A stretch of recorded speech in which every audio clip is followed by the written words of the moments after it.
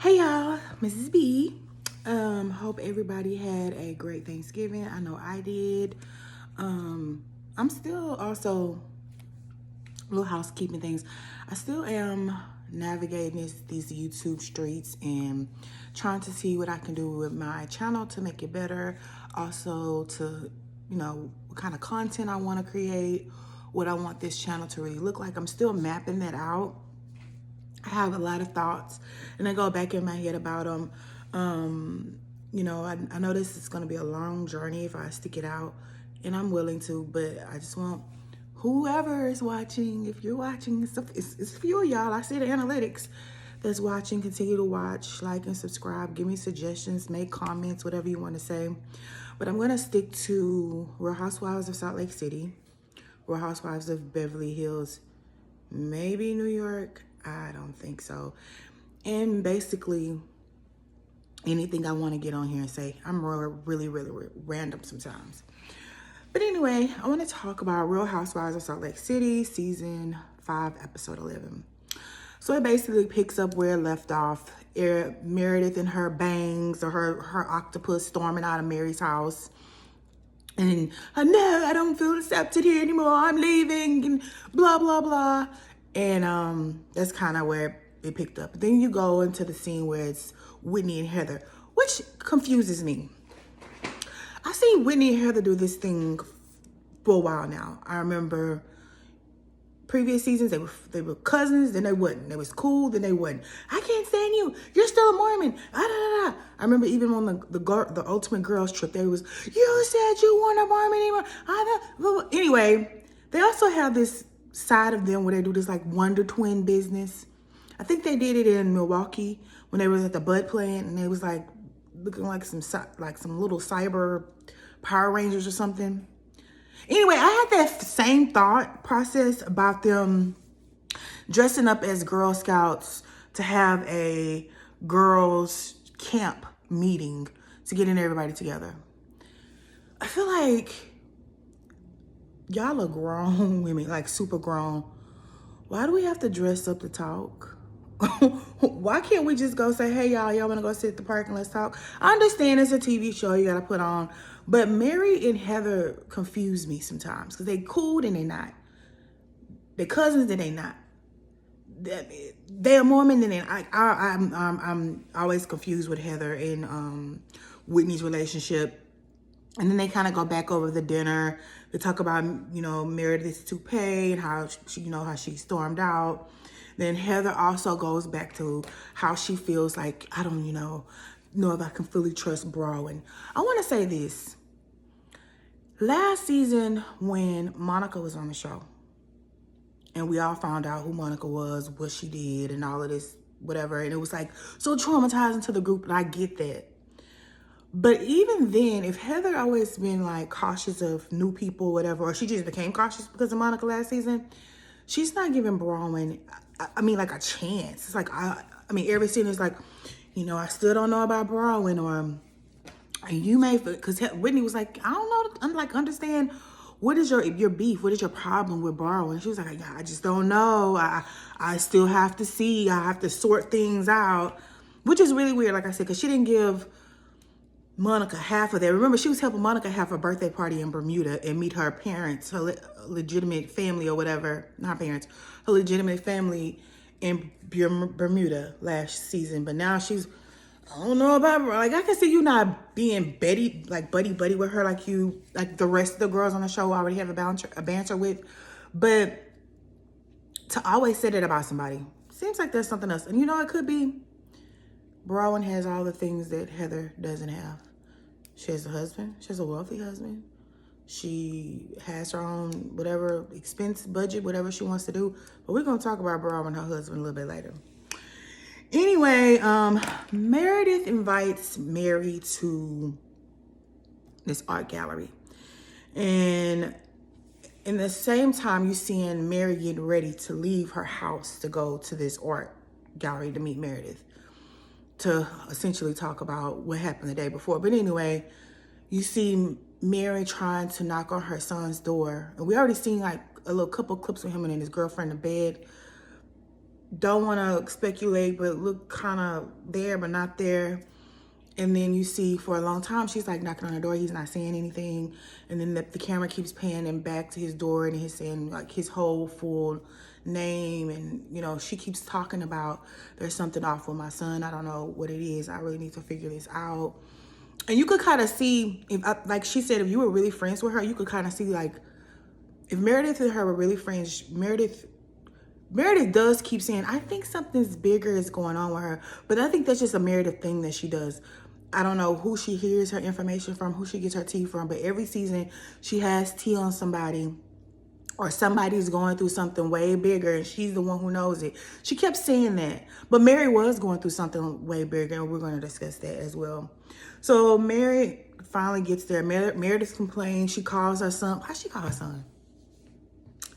Mary's a grown woman. Like, and Meredith, you're a grown one. Why you call your son? What is he going to do? Text her, call her, put a GPS on her, find my on his phone to find Mary. Like, why? Why are you calling your son? But anyway, then Mary finally gets there. She arrives and true Mary Fortune, like, where is this girl? Where is this lady at? So we can get on with the scene. And then it quickly escalates. It's kind of like Meredith does this Meredith thing that she does. You know, I don't like the way I was treated at your house. And then Mary goes on to say, you know, basically, I don't know, like how you were acting. She said, how I was acting or how you were acting.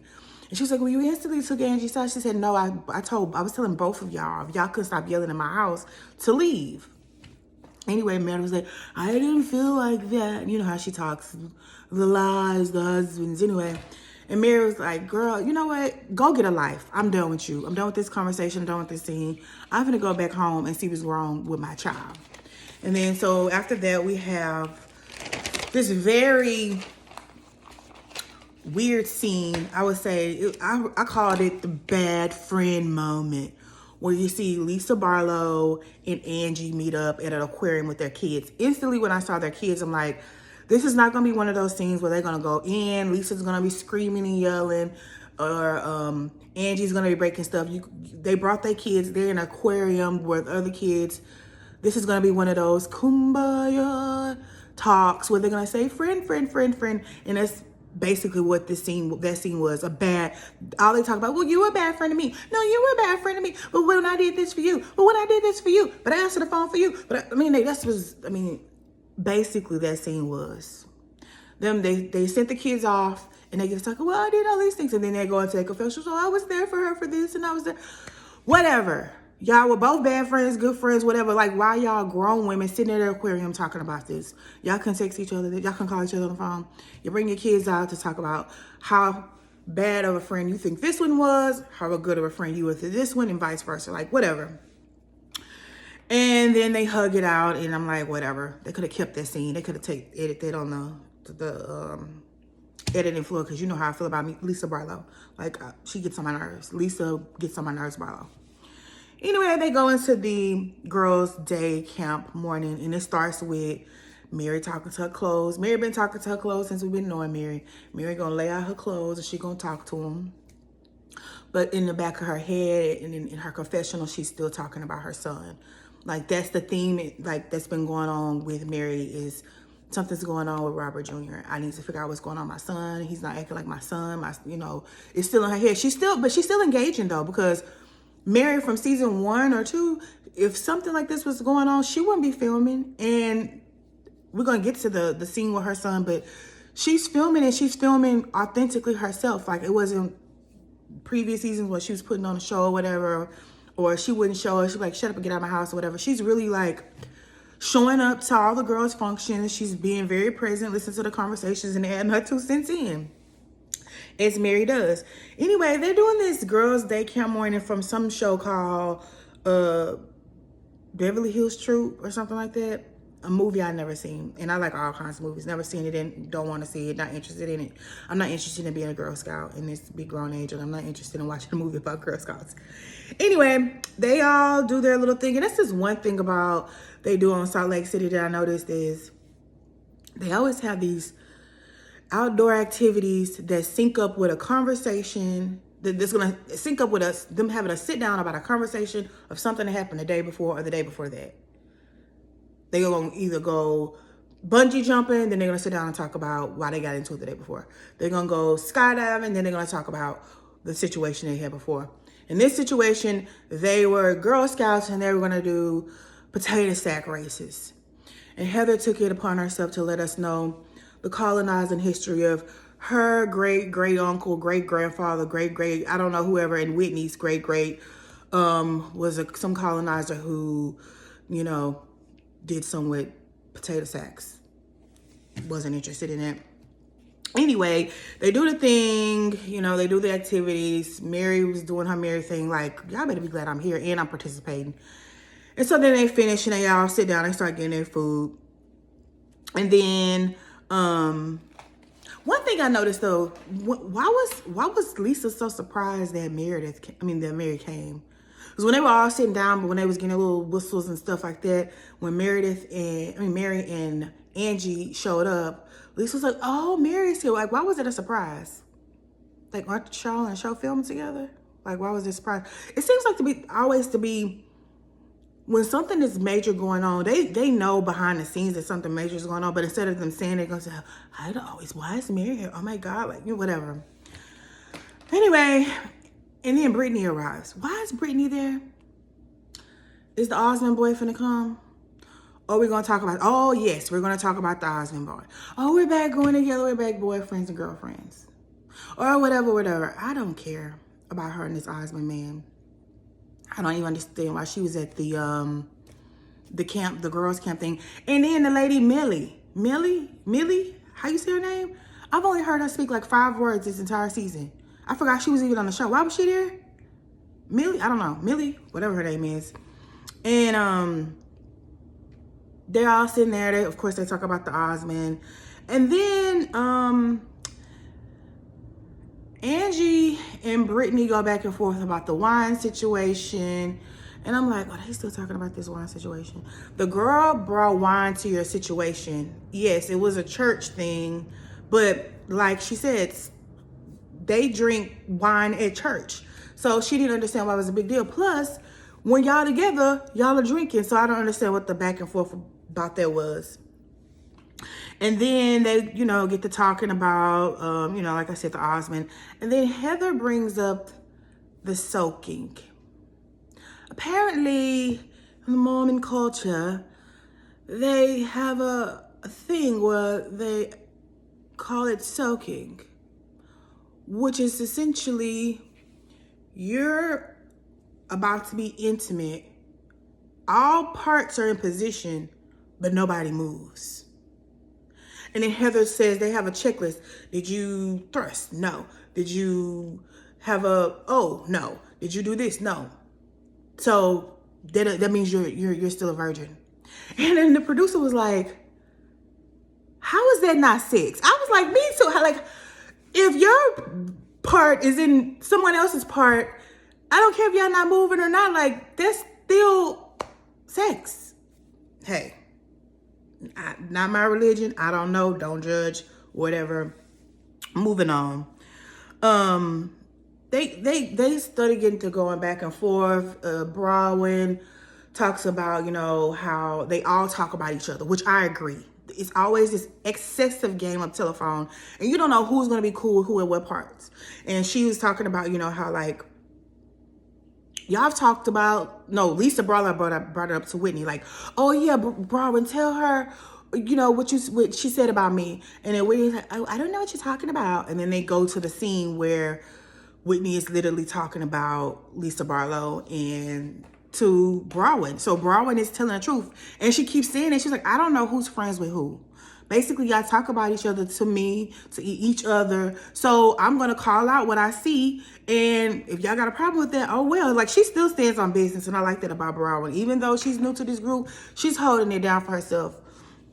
And then they go back. It's a lot of back and forth. Then somehow Mary starts to get activated. And she, you know, she says the whole situation where Angie and Brittany is two-faced, and then they go, it was a lot of back and forth. It was Mary, Lisa, it was Meredith and Mary, it was Brawin versus everybody, like all the time. It was Whitney in the corner and mumbling something, and it was Whitney saying something about Heather. It's all of these moving, like, who put that thing up there with all them little, like, a beautiful minds, like all these different moving parts of all of them talking about each other. So I don't understand, like, why they always get so upset with Brawin about doing the same thing that they do. Only thing difference is she calls it out. Hey, remember when you said this about Mary, or remember you said this about Whitney, or remember when you said this about Heather?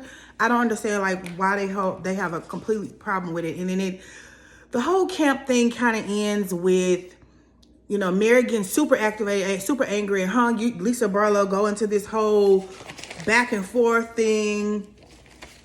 And I mean, they just basically go back and forth, and both of them keep yelling, "You keep talking. No, you keep talking. No, you keep talking. No, you keep talking." And I was like, y'all are too grown for this. And then eventually Brawin said her little piece like she always do, and she said, "This some BS. I'm out." That scene ends. And then we go into the scene where Meredith is having her Shabbat dinner. It's good seeing on these shows, even like on The Real Housewives of New York. I remember Aaron having a Shabbat dinner and seeing, you know, them light the candles and the whole process, and, you know, seeing that Meredith is about to make a next step in her faith to do, you know, the next step to have her bar mitzvah. But there you have like all of the couples. You have basically you have all the couples except, I don't remember seeing Angie, Mary, or Whitney, I believe. But I know Heather was there. I know Brawin and her husband Todd, which for some reason Heather keeps calling him Alan. I was like, where did she get that from? Like, that's kind of like my personality. Like, somebody will tell me their name and I'll be still calling them the name I thought their name was. That's my personality. But she kept, Heather was talking to Meredith's kids, and then they got to talking about the soaking again. And then Meredith's son was like, yes, I heard about that. And I also heard about something, I guess, if you jump on the bed while the soaking is happening, then it's not good. Whatever. Then they all sit down and they get to talking. Of course, they get to talking again about the dinner, about what happened the day before, about this, about that. And then, I mean, it's a side-eye news. We found out Brawin's husband did a full background test. Lisa Barlow, Lisa, get on my nerves, Barlow, was talking about how her husband did this whole Ancestry.com or whatever, and found out like he was part Jewish and this and that. And he kind of made a joke, hey, it's, you know, basically she did all the research, you know, I just participated.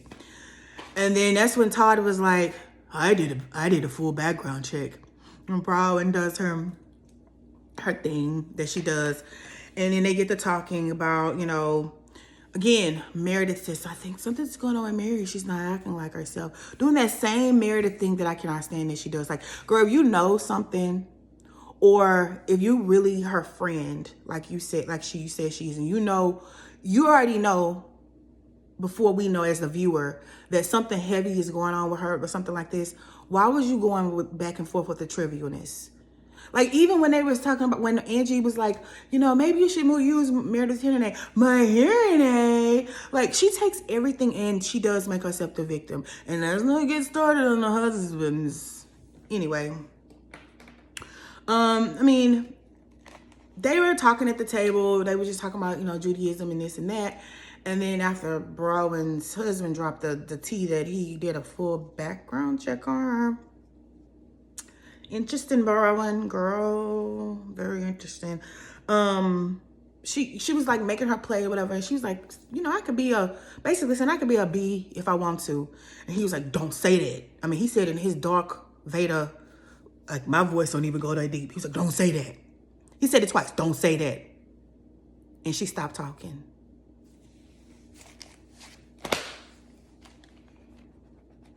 She stopped talking. And then at the end, they're still sitting at the Shabbat dinner. You can see it's nighttime. A lot of time has passed. And then Meredith's like, you know, I need to figure out what's going on with Mary. You know, I think it's something way bigger, way deeper. Again, Meredith always does this thing. She's going to play the victim. She's going to know your tea. She's not going to tell everybody your tea or tell you that she knows your tea, but she's going to keep alluding to your tea, and she's not going to ever say anything. And then when crap blows up, she's going to be like, I had a feeling, but I didn't even know. Anyway, to the very melancholy part of the episode was watching Mary and her son, Robert Jr. It starts off, them showing, baby pictures or little kids playing in playgrounds and stuff. Then it goes to the frame of seeing Mary sitting there with her apparently very inebriated son, allegedly inebriated son. I mean, the way he was slurring, the way he was talking, I felt so bad for both of them as a mother. And when you want the best intentions for your child and you see, look at Mary, she has all the things, she has all the money, she has all the access, and you still see your child's life going a different trajectory than what you thought it was. That was really sad to see that scene, and then to listen to this young man talk about all these substances he was on. He was talking about how he started off at Xanax when he was 16. Then he went from Xanax to Adderall to balance it off. Then he started mixing Xanax with everything. He said acid, he said coke, he said a lot of different things, all these chemicals that he's mixing up with himself. And she's like really hurt and crying. Then he talks about Oxy and how, the 30 milligram one, I was taking 10 of those a day and didn't feel anything. I was beside myself. I was like, oh my God. I read somewhere, an article recently that he's currently in rehab and doing better. But when I was watching that scene, I felt so bad for Mary, because as a mother, the first thing we do is we go blame ourselves. And he was sitting there saying in his very allegedly inebriated state that there's nothing you could have done. He was like, I don't understand my purpose here in this world. He said life seems like some unseasoned chicken. I mean, he was clearly on a bad patch. And then, again, Mary blames herself. And as mothers, we always tend to if I would have caught this, I could have prevented this. If I would have stepped in and did this, I could have prevented that. But I wanted to say, Mary, and she's much older than me, I'm sure she knows, you can't blame yourself. You did the best that you could as a mother and provided the best lifestyle to your child. And life just takes a turn and things aren't never the way that you thought they were going to be, or the way that, you thought that your child would be. But that was a super, super, super sad scene to see him in that state, to see how vulnerable Mary was in that state. We didn't get the Mary that was performing, seasons ago. We got a mother Mary, sitting here hurting that her child was hurting and saying these things to her, and her in the back of her head again thinking, what could I have done differently? And the answer is really nothing. You could give your kids the world. They can have the access to money. We've seen it time and time again. It doesn't matter. They're going to do what they want to do. And it's a very helpless feeling when you're a mother. You want to step in and be fix it, because you're used to doing that. As a parent in general, you're used to anything's going on with the kids, let's fix it.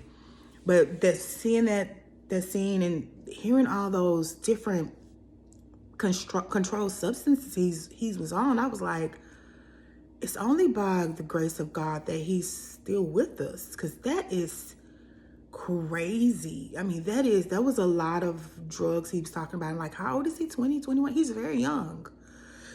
But anyway, it ended really, really sad to see the scene between Mary and her son, Robert Jr. She was just crying, and she stood up and said, I'm not going to tolerate this. You don't have to do something about this. I'm not going to be for this. She said, you're my best friend. You're my everything. And she even said, I love you more than I love your daddy. But don't tell him, though. But that wasn't anything funny. That was really sad, and it's very, very scary. And I read earlier, he's in rehab, and they said he's doing better. That's good to see, because I knew something was going on with her son. Kind of wasn't last season, because she wasn't on last season. It had to be this season. Every episode, he was in that bed with that girlfriend, or he would, can I have some money to get some food? You could tell he had completely checked out on life.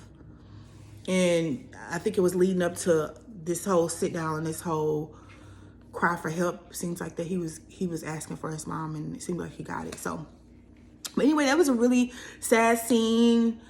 Puts a lot of things in perspective. This episode was cute. Wasn't giving a whole lot. Honestly, it was just piggybacking off of what happened at Mary's house. You know, he said, she said, she said, he said, game and telephone. Bro, let me talk about this for a second. Bro, and I know your husband is older than you, and I know he has way more money and access to you. You talk to all these ladies, you stand up for yourself. Stand up for yourself. Don't let him shush you, shush me. Don't say that. Who are you? Again, he comes off like her daddy. Anytime he says something, she sinks. If it was anybody else that said something, she'd be like she always do. Like how she walked away from the campus and this some BS. But anyway, that's Salt Lake City.